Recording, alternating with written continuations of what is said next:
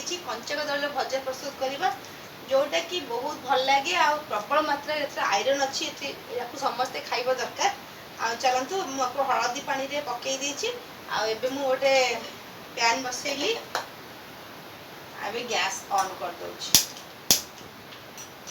सांग माने भजाटा बसैबा आगु मु नै जाइछि मसला ए जो भजा करी कंचा कदली भजा कौन कौन मसला दउछि देखंतु सोरिष जीरा और रसुण गोटे कंचा लंका नाली कंचा लंका नहीं देले टी भल लगे राग राग टे लगे आ जेहेतु हम पखाल रे खाइबा आ चलतु आपको बाटी देवी। एबे मु दे दउछि सोरिष तेल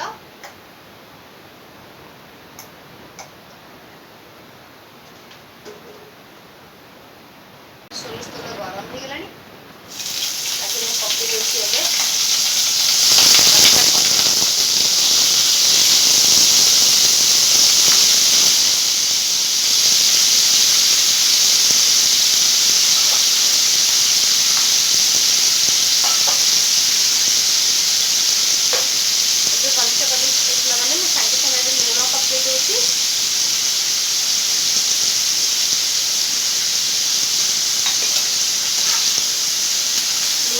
सारा माने सांगे सामने आपको घोड़े दबा फ्राए करदे मैंने भाजी भाजी दबा घोड़े सारा पर आपको आम कभर करदे।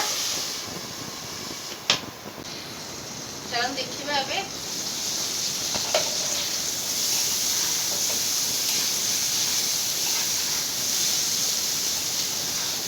बहुत जल्दी सीझीगला जेहेतु भल कदलीटा आबे मुझे मसला पकई दूसरी बाटी जो मसला रखीदी ताकू दे दूसरी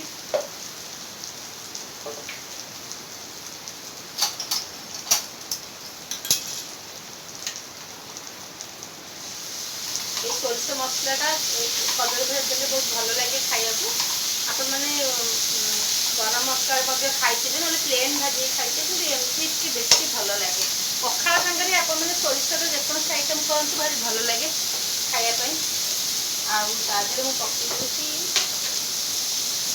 सामान्य हलदी गुंड जेहेतु मुझे हलदी देती सीझे तेणुक एत हलदी पकई दरकार नहीं कलर एमती आसी आ लंका गुंड पकई दूसरी लंका बाटी देखिए देवे जो मन को राग भल लगे खायापी राग पकई निश्चय करेंगे खाइबे भल लगे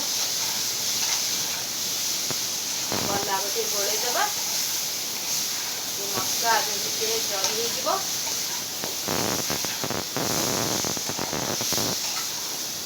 आपण मैंने चाहिए आगे तेल दे पारे आदि न भी देते भी किसी खराब नहीं सेमती तावे बसे बसे मैंने ये पैन में बसे बसे आप मुसमुस करके भाजी पारे।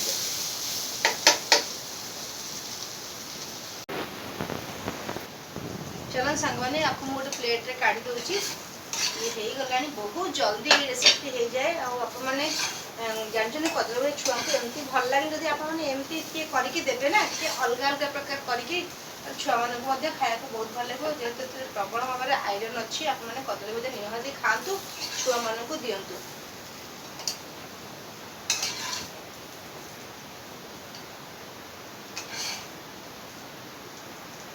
चलो सांग मैंने मुझे नहीं आसी हूँ लेउटे शाग और खड़ा शाग ये दुटा शाग को मिसेकी मुझे शाग भजा करुच्ची आपण मैंने जानते पश्चिम ओडिशा हो कि आमर आठगढ़ कि ढेंकानाल कि अनुगुल साइड लोक मैंने एमती बारे शाग प्रचुर परिमाण करते खुंटी खुंटी नहीं आसिक पूरा धुआ धुई करी बिल्कुल काटती ये शागटा को एमती प्रस्तुत करते यहाँ खाया बहुत भल लगी था केवल ट्राए करूँ। चलन सांग मैंने मुझे शागर कौन कौन नौ जो रसुण आ कंचा लंका तो मुझे निहाती नौ कंचा माने रसुण आ कंचा लंका तो आप निश्चय शागर आप बघारुवे कारण तार फ्लेवरटा बहुत बढ़िया लगे शागर आ सहित किसी पियाज देवे जमती कि मुझे फुटण पकाउची तेल तो अलरेडी गरम हो गला सोरिष तेल देती आप सोरिष तेल शाग भाजते भल लगे भाजुथे बहुत जन कि मुझे भाजे आ देखो ये फुटण पकईदेली फुटण फुटला मुझे रसुण आउ जो कंचा लंका छेचिकी रखी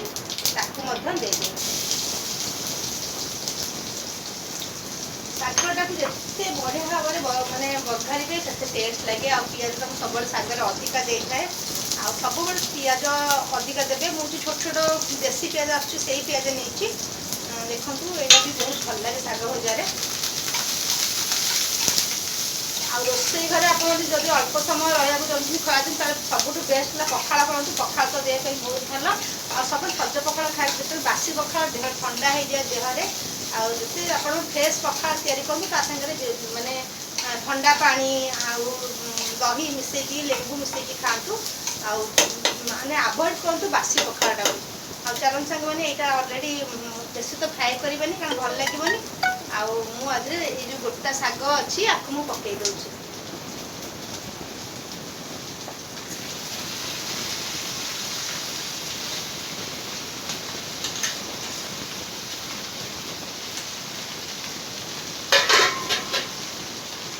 ମୁଁ ଏବେ ଲୁଣ ଦେବିନି। ଶାଗଟା ଟିକେ ସଫ୍ଟ ହେଇଗଲା ପରେ ମୁଁ ଏଥିରେ ଲୁଣ ଦେବି।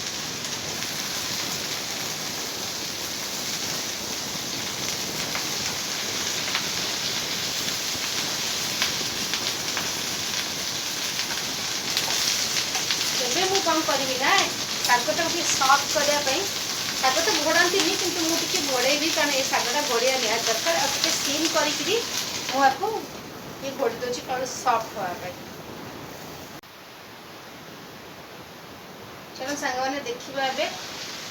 ଦେଖନ୍ତୁ ଶାଗଟା ସଫ୍ଟ ହେଇଗଲାଣି। ଏବେ ଟିକେ ଗୋଳା ଗୋଳି କରିଦେବା। ଭଲ ସଫ୍ଟ ହେଇଯାଇଛି।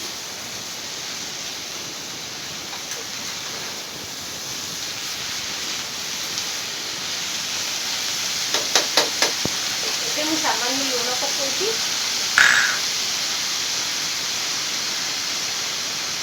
ସ୍ୱାଦ ଅନୁସାରେ ଶାଗରେ ବେଶୀ ଲୁଣ ହେବନି କି ମାନେ କମ୍ ଲୁଣ ହେବନି। ଟିକେ ମାନେ ଠିକ୍ ଲୁଣ ହେଲେ ଶାଗଟା ଭଲ ଲାଗେ। ଆପଣମାନେ ଠିକ୍ ମାନେ ଜଗିକି ଲୁଣ ପକାଇବେ ଶାଗରେ।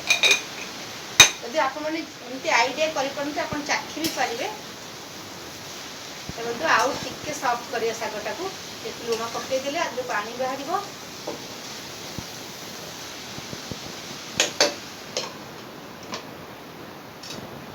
ଚାଲନ୍ତୁ ସାଙ୍ଗମାନେ ଏବେ ଦେଖିବା।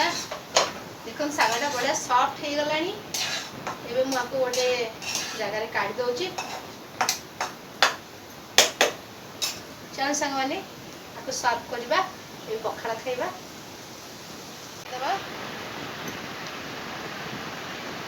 ଦହି ପକେଇଲେ ତ ବହୁତ ଭଲ ଲାଗେ। ଏଇଟା ପ୍ଲେନ୍ ଦହି ପଖାଳ। ଦେଖନ୍ତୁ ସାଙ୍ଗମାନେ, ମୋ ଭିଡ଼ିଓଟି ଭଲ ଲାଗିଲେ ନିଶ୍ଚୟ ଲାଇକ୍ କରିବେ, ସେୟାର କରିବେ, ସବସ୍କ୍ରାଇବ୍ କରିବାକୁ କେବେ ବି ଭୁଲିବେନି। ରହୁଛି। ଜୟ ଜଗନ୍ନାଥ।